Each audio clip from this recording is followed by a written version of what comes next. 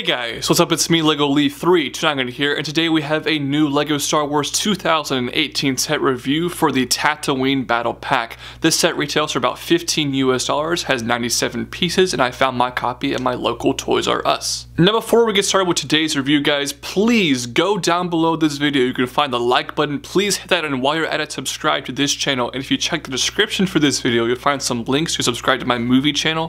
What do you know? Some awesome content over there. Also, links to find me on social media pages. You can like me on Facebook, follow me on Twitter, and follow me on Instagram. This set here is pretty typical Battle Pack fare. You get 4 collectible minifigures and, of course, a small build. So let's dive into those minifigures first real quick. The first minifigure included with the set here is an astromech droid, which makes perfect sense to come with a set where the main focus of the set is the Jawas.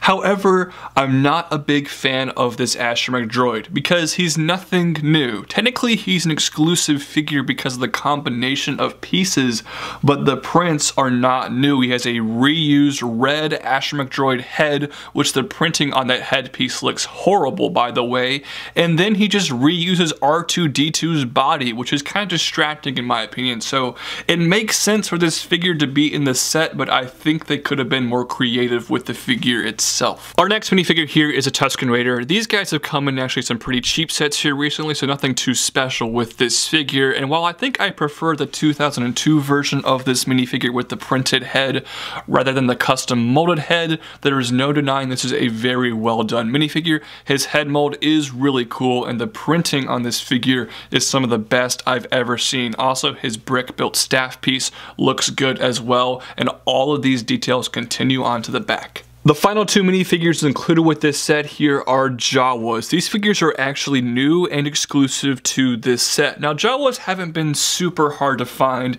in the past couple years. Of course, they came with a $300 Sandcrawler set. I believe one came with an advent calendar here recently, and also we got a couple Jawas in the Droid Escape Pod set from a couple years ago.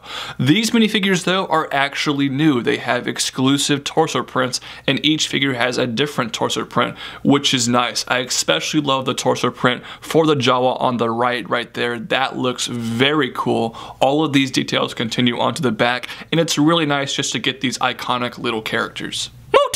The first build for this set here is kind of a miniaturized version of a Sandcrawler. It's also like a speeder, small type vehicle for the Jawas, and I actually like this thing a lot more than I thought I would. Now at first look, this thing looks pretty ugly, but I think that's on purpose. This really captures the authentic, raw, rustic feel that other Tatooine-esque vehicles have, and it really fits in well with other Jawa vehicles like the Sandcrawler. Speaking of crawling, I'm assuming these Technic beams on the bottom here are supposed to represent treads.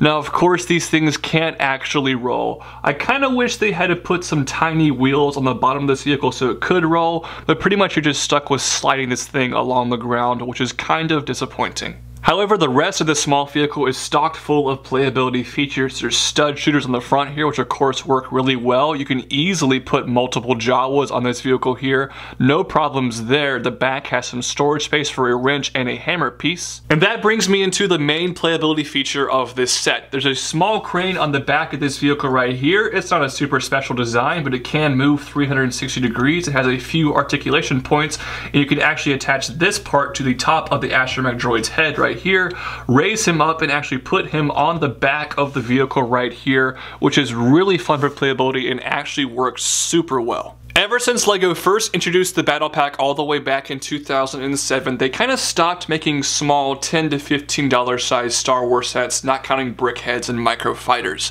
And I kind of missed that. Now don't get me wrong, ultimately if I had to choose, I would probably pick having Battle Packs over a bunch of small Star Wars sets, but I do miss having builds in small Star Wars sets that actually had good playability features and meant something. This Tatooine Battle Pack right here reminds me of that. This kind of seems like a LEGO set all the way back from 1999 that would have retailed for like $6 back in the day, and I really like that. Now, the Battle Pack name on this set is not accurate. This is not a Battle Pack. This is not a set that anyone is going to buy more than one of. There's no reason to army build Jawas, Tusken Raiders, or astromech droids. They've come in other sets that have been relatively cheap here recently, and they're just not army buildable characters. But I think the build here is great. It's not pretty, but it works well, it feels right, and it fits in really really well with other Tatooine-esque sets. In my LEGO Star Wars collection, I have a very prominent Tatooine display with, of course, the sand crawler, and this thing is going to look great next to that vehicle. So as a quote-unquote battle pack, this thing does not succeed, but as a cool set, I think it does. It's a bit overpriced and not crazy about that astromech droid minifigure,